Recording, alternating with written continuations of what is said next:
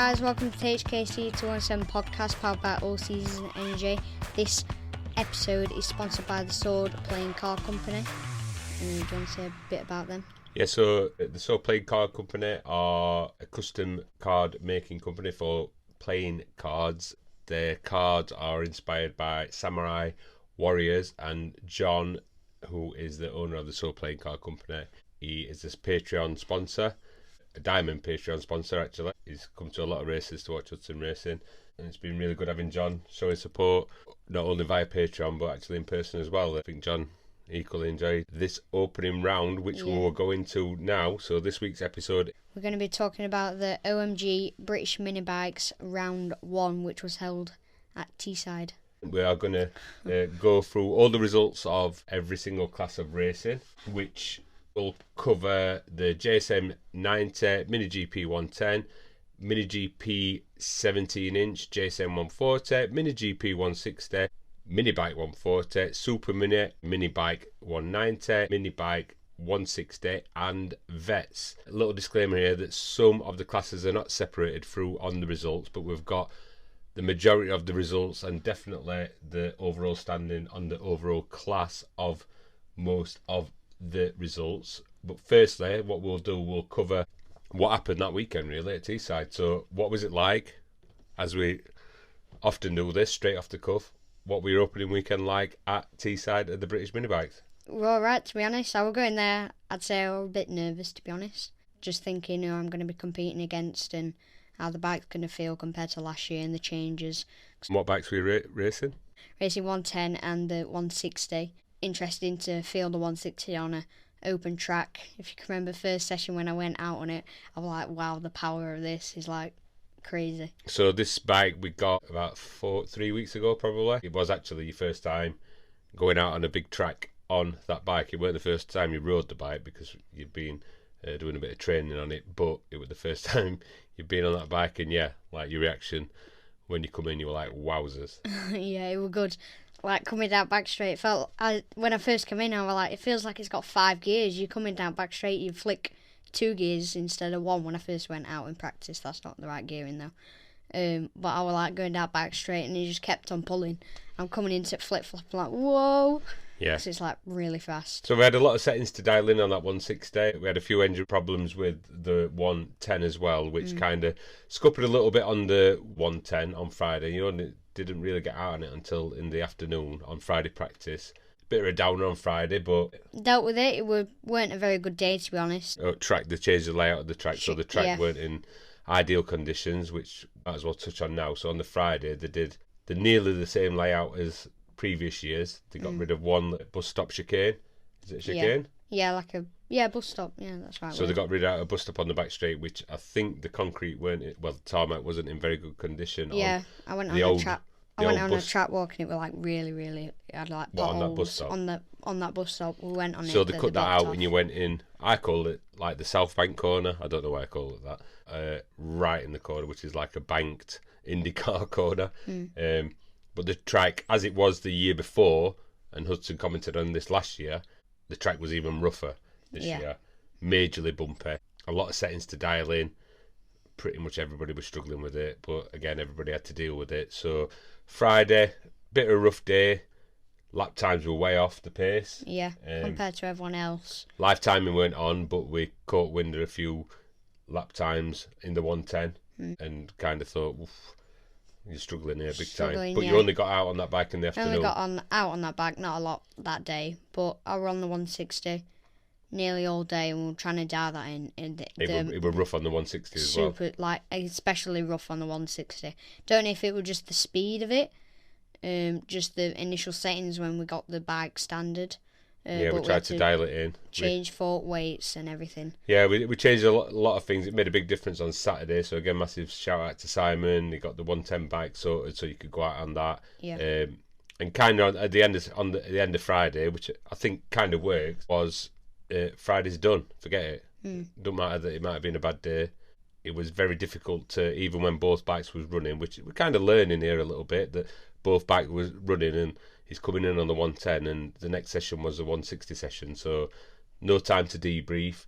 no time to say, oh, let's change that for this 110, and then he'd come in, he'd have two amounts of information to roll in. So that was obviously difficult. Well, it were difficult because it did make a difference on Saturday when you had time in between. Even just one session in between practice or racing, it makes a big difference that you can have a debrief, have a sit down, let's have a little chat. What do you think of this? Shall we change this? Shall we change that? There's like a lot of things that we learned from Spain that kind of definitely helped. And again, wiping the slate clean. Massive shout out to Andy Thompson as well. He went out of his way. You could see that Hudson was struggling on the Friday. Took Hudson on a good track walk. Who did you go with? Daniel Stevenson. On the Friday? On the Friday, yeah. So yeah, massive shout out to Andy. He just did that on his own bike, really. You could see that Hudson was struggling. It was good, that, yeah. I learnt a lot from it, to be honest. He said, like, ride it. He said into, like, the second corner, ride it like a motocross bike. So you come in, and then on your, like, heavy braking, your back end, like jump that were your main tip. Main tip, yeah, to be honest. Like, stand up on your pegs and let the bike move about underneath you, but you're stopping still. So we're coming into that first corner, and if you sat on the seat, it like, kind of, like, bunny hops you, like, you off your seat. So you have to, like, stand up coming in, and then in the middle, like, of the apex, there's, like, a massive, like, dip, and then it comes back up again. And as you're going through there, it's like, whoa. And you have to, like, stand up on your pegs, like, to ride it out. So, yeah, again, massive thanks to Andy. And I realised, like, how bumpy it was. So that was Friday, and again, just reset. Hudson were down a little bit. I was like, listen, it's done. I think we needed that, didn't we? We had a little bit of look at the data. Knew what he did last year. That were a big part of it. Like, let's look at what you did last year. Even though the track was different, you could separate the track. And we were saying, listen, this is what you're doing now. This is what you did today. Even though Friday were a bit of a rough day. How much were I losing, like, first sector from start finish to the back straight? How much were I? You were losing 4 seconds from the start finish line to where you go into the flip flop on the back straight. Which I was like, even if you get that ironed out, it'll be a big difference to your lap time. So kind of focused on that. Another little shout out to Aaron Parker as well. Aaron kind of said, especially that, where Aaron come past and had a little chat. I think he might have seen that Hudson was struggling a little bit, and we had a little chat outside. And similar sort of situation, like, we just reset, it's done. Let's focus on try and do the positives, and let's focus on a sector and let's improve on that sector. So another shout out for Aaron who helped out there. We reset Friday, woke up Saturday morning. No negative vibes. Let's go again. So on the Saturday now as well, it's two warm-ups. Two warm-ups. Qualifying in the afternoon, then a sprint race in late afternoon. Not a lot of time to iron things out on Saturday, but I didn't dampen that mood. You had to jump straight in there, really, didn't you? Yeah. But immediately when you did go out on that warm-up on Saturday, as we pull up a little bit of stats there, you went out, got the fastest lap in the warm-up. Again, it was warm-up, but still, little goals. Give him a big boost in confidence. So you had a warm-up on each bike, and then we rolled into qualifying. So we'll go to qualifying. So qualifying were in the afternoon. Qualifying, I was doing your pit board. Kind of went backwards and forwards quite a little lot. So there was nothing in between all three of you, were there, really? Yeah, I think in qualifying, I was in front of Parker. Yeah, so in qualifying, I was in front of Parker. And I was like third all the way through. I'm like, oh my gosh, Parker's behind me. I knew he was behind me. And I was like, how's he pulling out these lap times and still stopping behind me? And then I managed to get into second. And then it moved, pushed him back into third. Pushed him back into third. So did you not swap places and then you did your fastest lap after that? No. So I was in front of Parker from the beginning. I did. Well, you did your fastest lap on lap 6, look. I did fastest lap on lap 6. And Parker did his behind you on lap 3. And then I did... Did you swap places? And then I did like 2 more laps after that. And then I was like, right, I'm going to let Parker pass and see what lines he's doing. And like looks at his lines and stuff, a bit more open lines. And chased him down a bit Chased him down a bit. I think I were a bit faster than Parker, so I couldn't really get a good lap in. And I knew we were in second anyway. Yeah, we're we're talking about fractions here, but yeah. So Parker did his fastest lap on lap 3, and Hudson swap positions tactically again, like quite smart thinking a little bit. It does help when you've got somebody fast in front of you. I'm not saying Hudson's fastest kid in the world, but when you've got following somebody like Parker or Valentino, let's say for instance, and you know that they're one of the top up fastest riders in the class, it helps. Yeah. Certainly helps. And between me and Valentino, so I were in second and Valentino's in first, they were half second. Yeah, so Valentino got between pole. Valentino and me. Yeah, so Valentino got pole with a 107.1 lap. Hudson got second position with a 107.6, so that were 0.04. And then Parker got third position with a 107.9, which were 0.7 seconds behind Valentino's pole time. So like really close between them. Rounding that up, we've got Leo Harvey, Joshua Caden, Max Robinson and Oliver Pritchard to complete that grid. So positive, like, well, you were happy with that, weren't you, really? Yeah, like, I'm happy front with row. that. Front row. On the right. On the right, which I liked. Yeah, that's so they actually narrowed down the start finish straight. So Teesside, normally on the normal layout, it's what I think it's the only track that is 3 abreast. Yeah. For the whole season. So like if you're in third position, you're actually on the front row. Obviously your bike. Yeah, but you're on the still front row. Front row. In fact, you've started in third, I think, before. You've certainly started in second before. I've started in second last year. I've started in third before as well. So yeah, so that were a positive qualifying, and then we'll go over to the 160 qualifying. You qualified on the 160, and again taking positive vibes from the other one. So Tyler Humphries got pole position with 104. Wilson Dilt's got 104.6 for Tyler. Wilson got 104.7, so 1.058 of a second behind him. Thorley got third position. Arnie got fourth with 105. Valentino got fifth with 106, and Hudson did a 107.9 to start in sixth position for the sprint race. So the sprint race is a shorter race, starting from P2. Remembering the sprint race, you shot straight into P1 before the first corner. You led for 2 laps. As you went past me on lap 1, Valentino were bang behind you, and I didn't give you a pit board because Valentino, I thought you must be able to hear Valentino, so why am I giving you a pit board to say? But you actually like gestured to me like, where's my pit board, Dad? As you come round again, and I were already thinking this, I thought I don't want to give him a pit board because he's going to look at pit board and Valentino's going to be bang behind him and he's probably going to look round for him. And Hudson come round for lap 2, I showed him the pit board, 0.1, and lo and behold, he looked straight behind him. He looked to his right. Looked to my right, and Valentino come straight past him. Straight past me on the left. I remember, looked to my right, and then I didn't see him. I'm like, oh, where's he gone? And I'll sit back up and tuck back in, and then he comes straight past my left. Yeah, maybe that aerodynamic slowed you down as well. So exactly what I predicted. It's all your fault.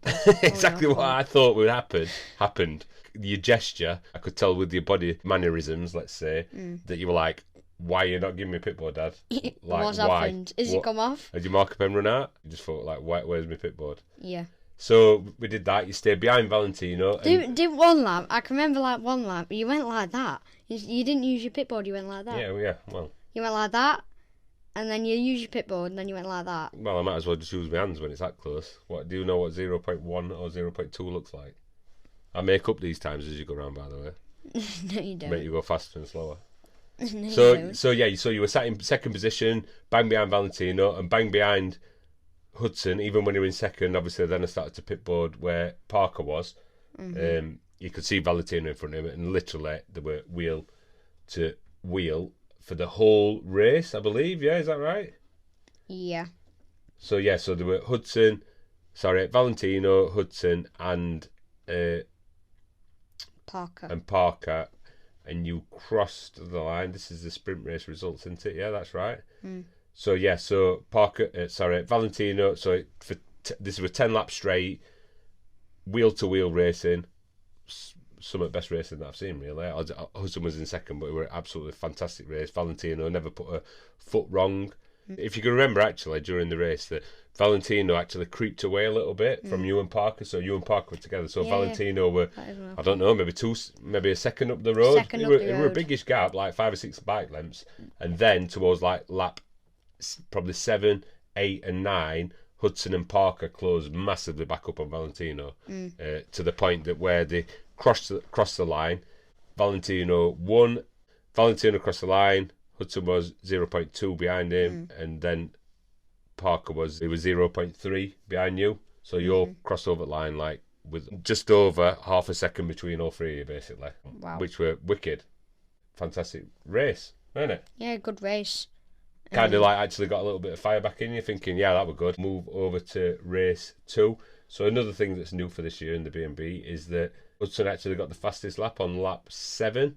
Yeah. So this is probably when you were closing down Valentino. Valentino did his fastest lap on lap 6. So you were only 100th of a second faster than Valentino, but you got the fastest lap in the race. And then we'll go race 2. Oh yeah, so another thing that they've reintroduced, wherever you finish in race 1, that's where you start in race 2. So didn't really make a difference for Hudson because he were in P2 in race 1, so he started in P2 in race 2. Yeah, that's Race right, 2, isn't it? Yeah. Valentino on pole, Hudson in second, Parker in third. Superstar, I think this one is where like you wheeled.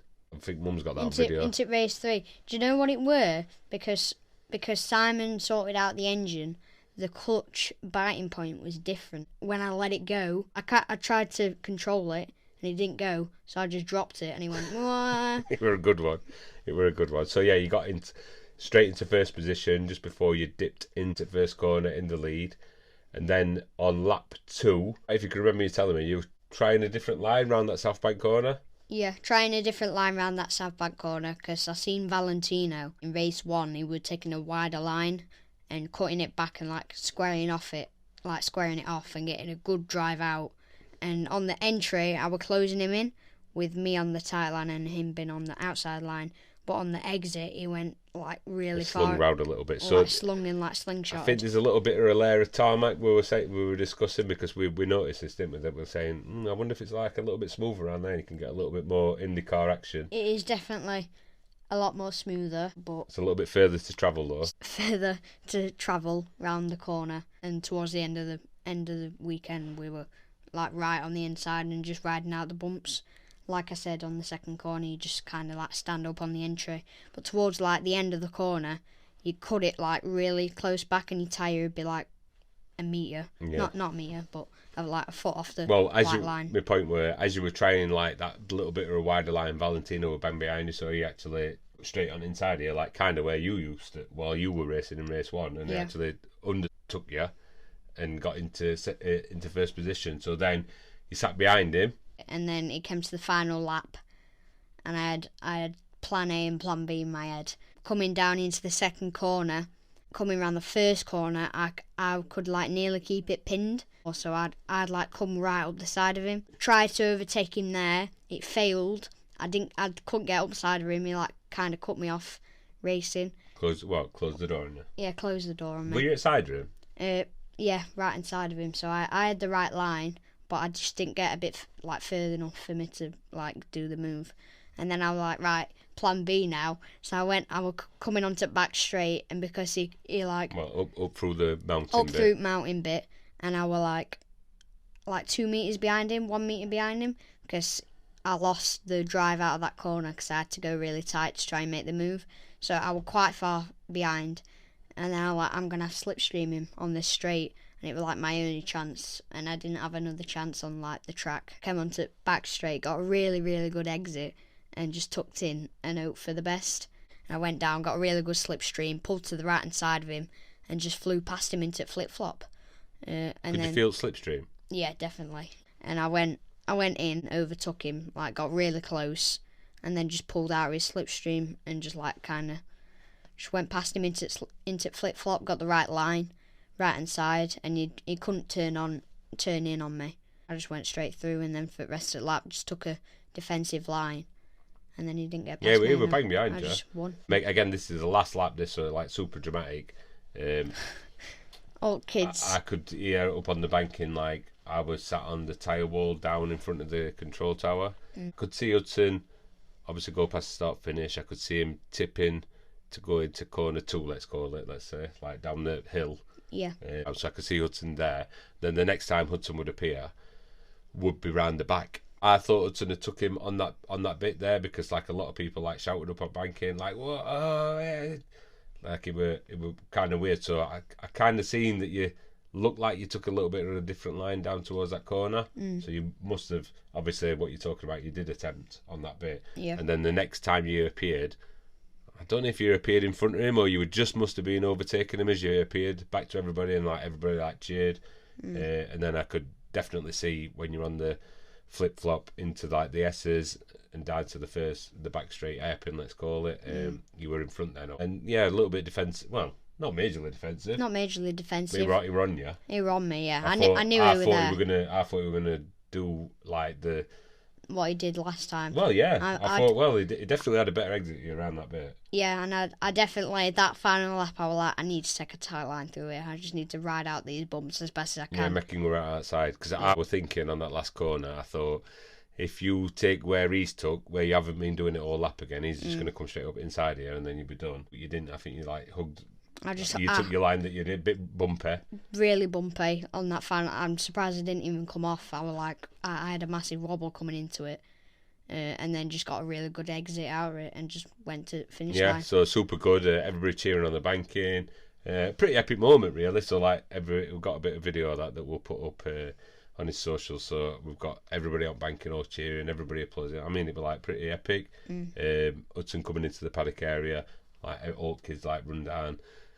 And met Hudson as he got into the paddock, like got a massive cheer, probably the best cheer I've ever heard you ever get. Yeah. Would you say? Yeah, it was good. It were good. So like nearly all kids with it were mint, absolutely mint. So I just run up. I can remember on my start as well, Thorley was stood, because you got like the hanger that goes over the start grid. Thorley was stood next to like the base of the hanger.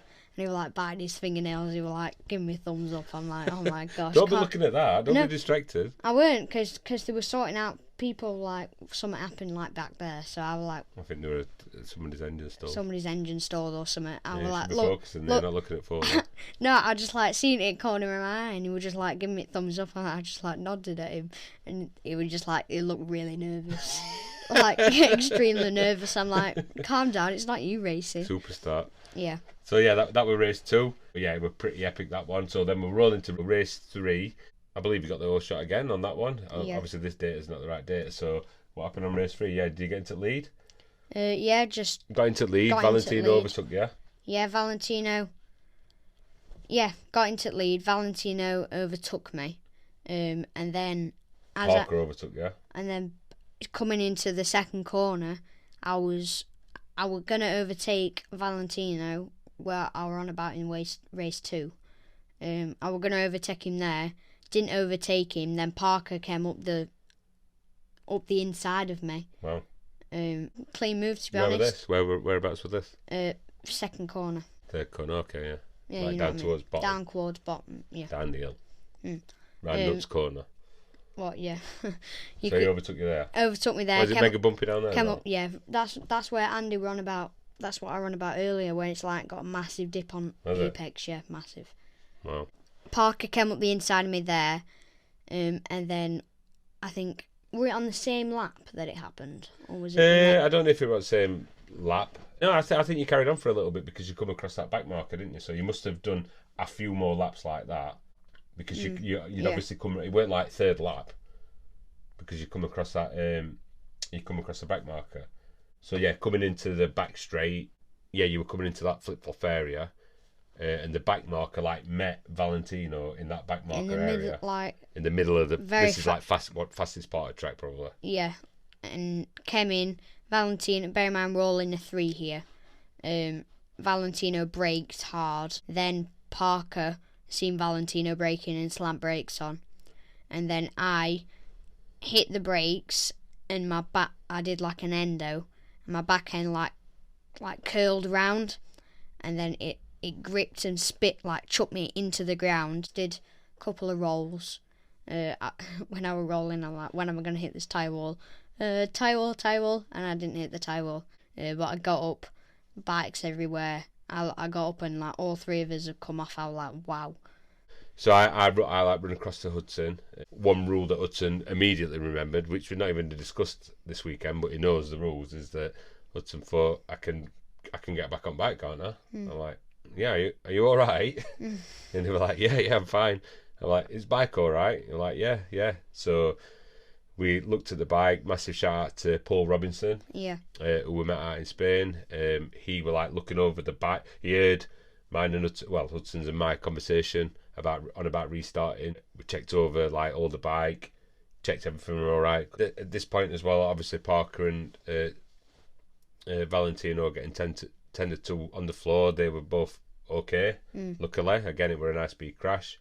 I asked Hudson again, like, do you want to restart? He's like, yeah, I want to restart. So we sent him round to the start of the grid. I just said to Hudson, just bring it home. Like, you don't have to go balls out. Just bring it home if you can. Not amazing laps, but like kind of like Harvey had a little bit of a look at you on a really bumpy track. Really bumpy track. You said it were really rough, but yeah, you took it home there. So like, yeah. First couple of laps though, I was taking it steady, and then I was like, oh yeah, it's all right now. Yeah, so just kind of pushed on. So that took Hudson to get the overall one. And again, all the results aren't actually shown on here, so we'll move on to all the results. You got your first podium in the 160? Yeah, first podium in race 2, weren't it? Wait, race 2, yeah, race 2, and yeah, race 2. With the Mini GP 160 class, Hudson got his first O'Varley 160 podium. Fantastic. Still like struggling with the suspension. But we'll just kind of dial it in still. No, unfortunately, like that kind of comes as a bit of a de facto. I don't want to take away the fact that Hudson got his first podium on the 161, but Tyler, that were a carb. Carb. Yeah, so Tyler had kind of bit of a nightmare weekend. Nightmare race. So that one, and that's been real about the situation. Like, yeah, Tyler DNF'd, which bumped Hudson up in the O'Varley 160 class standing, so he got his first 160 O'Varley Cup podium. We'll roll through all the results now, so we'll go through the overall points for each race, and we'll touch on if we can see the information on who won what race. So we'll go to SM90 class. So in third position was William Dickinson. Max Robinson got a second, and a little rider that we know very well, Caden Herring, flying the flag for his brother, who's just moved up into the 110 and 160 class. He won all 3 races, so I think that's Caden's first JSM 90 win as well. Nice strong grid on that one as well. That was good to see. There were them 3 brothers. Can we see them 3 brothers there? Charlie, Tommy, and William. Look, William. Oh yeah. Sorry. William came third. So like 3 brothers all on 1010 Charlie bikes, fifth. which is a bike that Hudson had. Yeah. So that were a good race to watch. That. Congratulations to that. Obviously we've touched over the 110, but we'll talk about the overall 110 results. So overall in the 110 class, Hudson come first, Harvey Saville comes second, Valentino come third in the 110 open class. We haven't got the 110 Cup, O'Varley Cup standings there. We'll go to the Mini GP 17-inch and JSM 140. So this is a new class that's just been introduced, and I think Arnie was on a 17-inch Suzuki GSXR 125, I think it were. Yeah. And Harvey Saville were on his JSM 140, and I believe Owen Tempest and George Wood was on there. But congratulations to Harvey, Arnie and Owen Tempest, because I don't know who was particularly on which bike. We'll go to the Mini GP 160. We'll go to overall on this one. Yeah. Mm-hmm. So overall in the Open 160 class, it were Wilson Dilts, Arnie Carr and Thorley Trevorrow in first, second and third. Hudson comes 7th overall, but there's a bit of discrepancy on the third race. On the third race, we don't even know what happened on that. That's why I put an asterisk on that. That's the one where Hudson got his first podium in the O'Varley 160 Cup. Yeah. Again, the results by class aren't showing on here, so you can't really definitively say who was on what bike on that one. But yeah, good race on that one there. Parker did really well on that one actually, didn't he? Where's Parker? So Parker come 5th overall. 5th. Yeah. So that was really good. Mini bike 140. Again, apologies if we're not separating this by class because we can't see by class on this. So this is Mini bike 140. So I do actually believe this is all one class anyway, this one, because it doesn't say 2 names of 2 different things. But in third position was Liam Wood, in second position was Ben Lord, and in first position was Michael Mead. we'll go to 160 vets first. Oh, this was nice to see as well. So, and again, apologies if this is a separate class and I'm just combining the overall standings, but it's not been separated on the Speed Dive app. Yeah. So in third position was Matt Davis. In second position was James Mostica. Now you were on a Butcher. We're on a Butcher, yeah. We don't know if it's in the same race or what. And Tommy Fielding come in first position. So good to see James back. One of the first people who were like talked to at racing, James, wasn't it? And then we got the Super Mini and Mini bike. Jeep. So this is a separate one. I think this one is actually being separated. So this one was a Super Mini and Mini Bike 160. So this one has been separated correctly. So in the Super Mini class, James Mostica come in third position. Andrea Taddia. That's that guy who was behind us at Red Lodge. I'm sure it is. And he had a Husky. They've all got Super Minis. A few of them. Yeah. I think he's got a Husky Super Mini. I've seen one of them. Husky or something. I seen him this weekend. And in first position was Lawrence Wardle.